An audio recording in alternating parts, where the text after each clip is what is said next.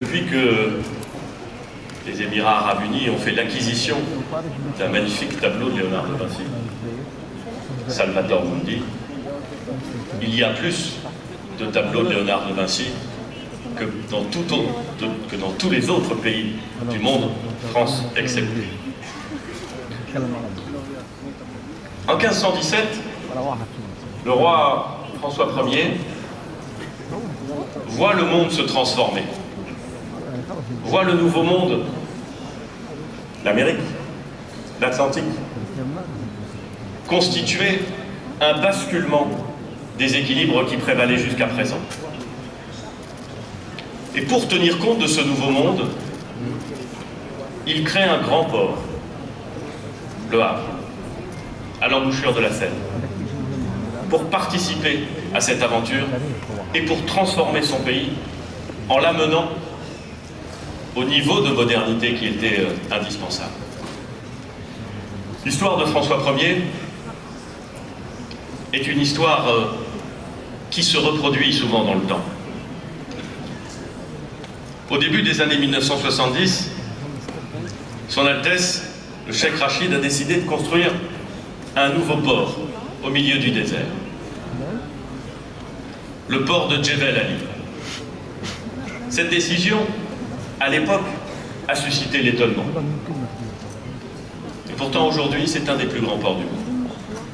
Grâce à la vision d'un homme, grâce à sa volonté de transformer une situation. Et c'est de cette volonté de transformer dont je voudrais vous parler aujourd'hui. Car les grands gouvernants, ceux qui restent dans la mémoire des hommes, sont ceux qui transforment.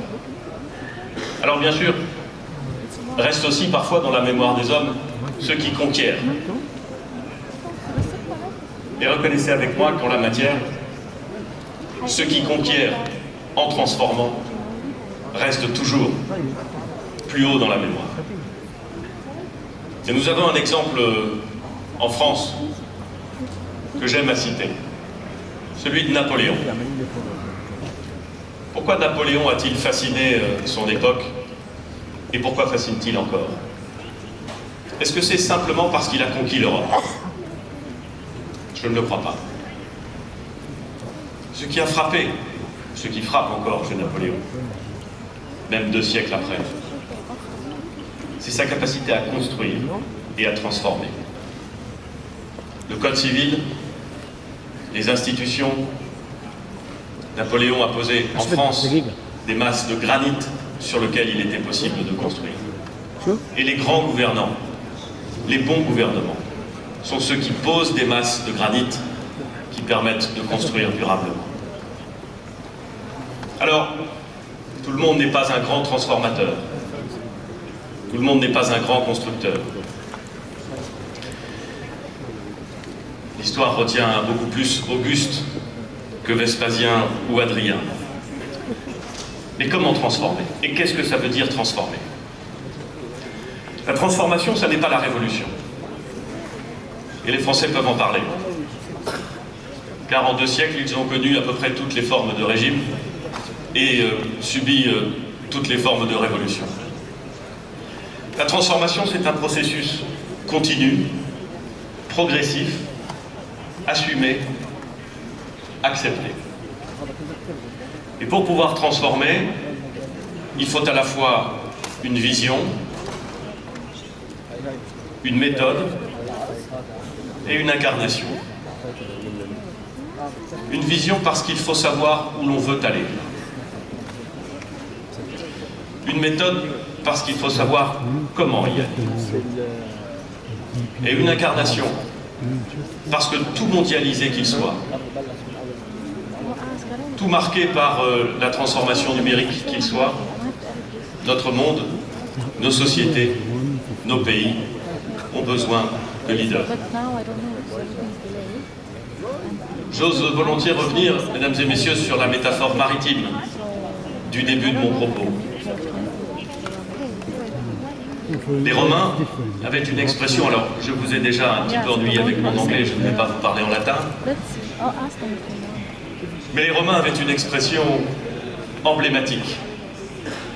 sur ce qu'était le fait de diriger et le lien qu'il pouvait y avoir entre la direction que l'on voulait prendre et les circonstances. Pour les Romains, il n'y a jamais de vent favorable pour celui qui ne sait où il veut aller. Une vision, une méthode, un leader, la métaphore maritime, celle du bateau, qui peut braver la tempête ou bénéficier de vent favorable, dit les choses clairement.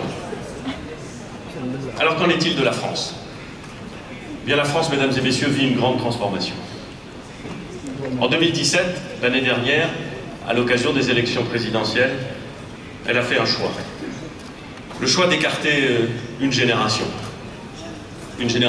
respectable, qui avait fait du mieux qu'elle pouvait, une génération dans laquelle j'ai des amis, mais une génération dont les Français ont dit qu'il convenait de passer à la suivante. La France avait le choix entre la fermeture, une certaine forme d'angoisse face aux transformations du monde et à ce que cela pouvait remettre en cause sur son identité, entre cette fermeture et une ouverture. Et elle a fait le choix du plus jeune président de la République qu'elle ait jamais élu.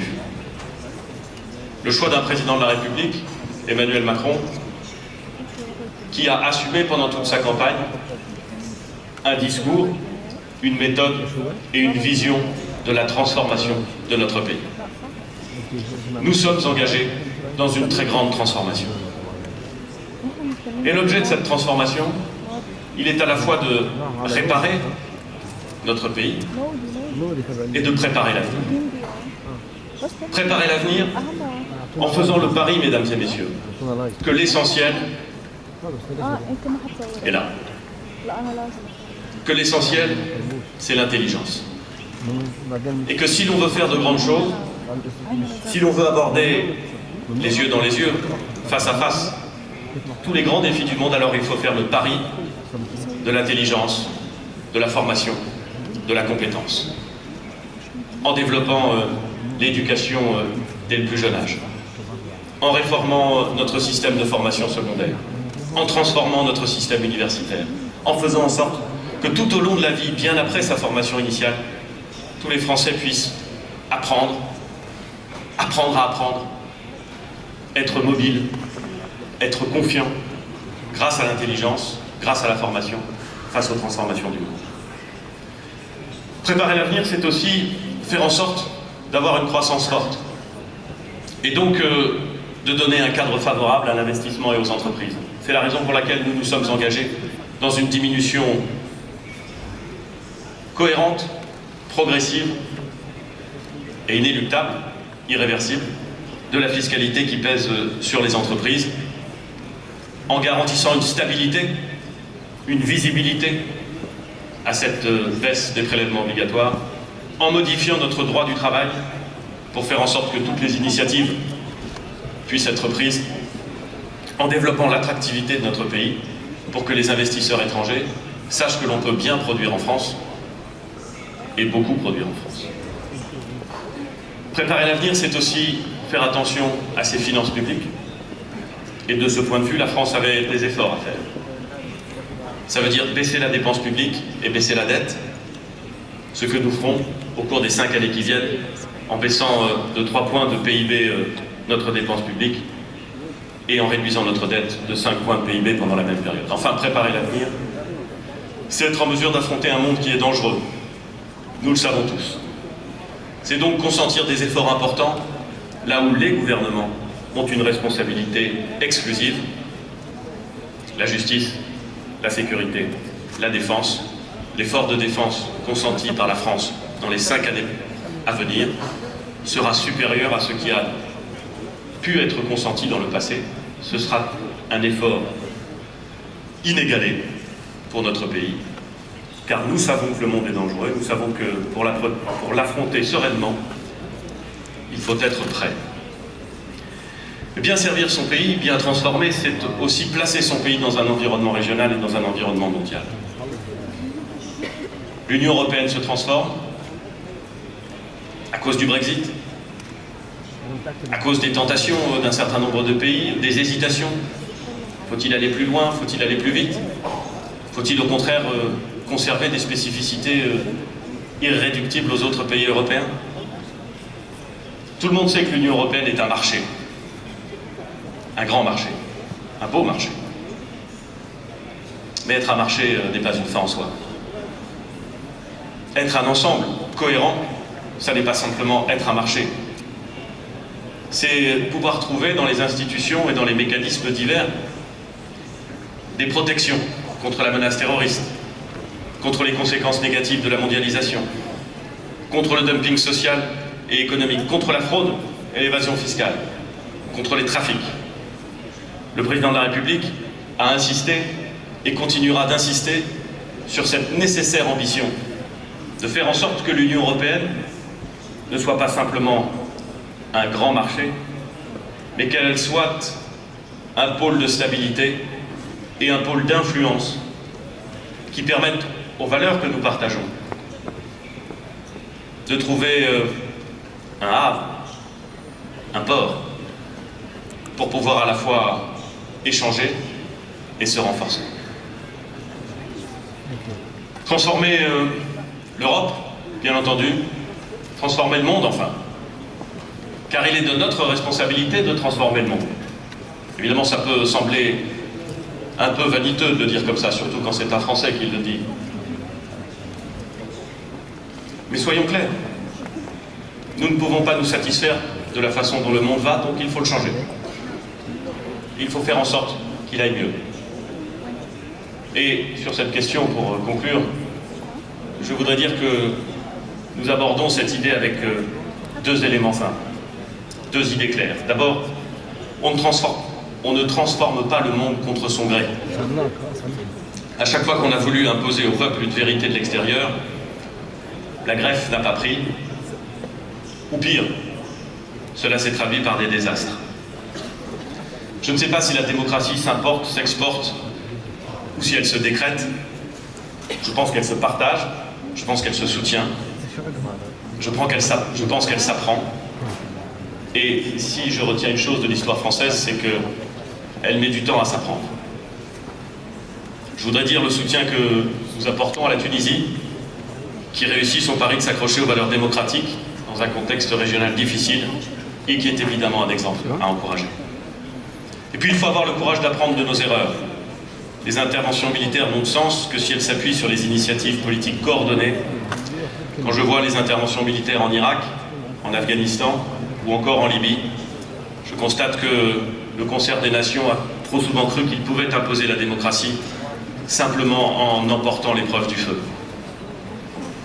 Nous devons donc apprendre, mais nous ne devons pas renoncer. Dernière idée et deuxième idée, on ne peut transformer le monde qu'avec le monde. Et je voudrais insister sur la nécessité d'avoir systématiquement recours au multilatéralisme, au jeu collectif. C'est la seule réponse efficace et réaliste pour affronter le monde qui vient. L'épreuve de force n'est jamais absente des relations internationales. Mais aucune solution durable ne sera trouvée si nous renonçons à cet effort collectif de recourir au multilatéralisme. Alors notre planète va se transformer, nous avons un rôle à y jouer, nous devons relever la transition climatique. Je crois, mesdames et messieurs, que les planètes s'alignent. En la matière, ce qui tombe bien car nous n'en avons qu'une seule. Disons-le clairement, la décision du président américain de se retirer de l'accord de Paris a été une mauvaise nouvelle. Mais si on y regarde de plus près, dans nos sociétés civiles, y compris dans la société américaine, une très forte mobilisation se fait jour pour essayer de trouver des solutions à cette transformation climatique. Le One Planet Summit organisé à Paris le 12 décembre dernier par le président de la République, pour les 2 ans de l'accord de Paris, l'a confirmé. La mobilisation des fonds souverains, notamment ceux des Émirats, est pleine et entière. Nous voyons progressivement l'échiquier évoluer.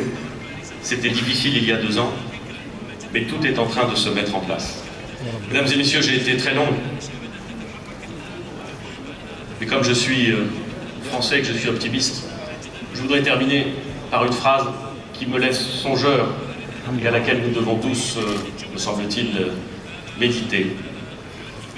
Elle se trouve dans un très beau livre qui s'appelle Les Mémoires d'Adrien.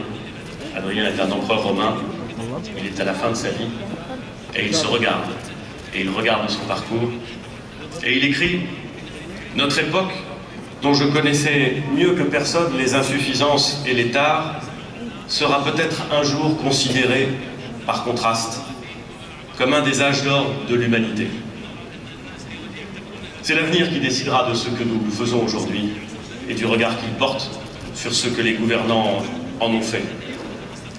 Aidons-le, cet avenir, à bien décider et à faire en sorte que nous vivions, dans les années qui viennent, notre âge d'or. Je vous remercie.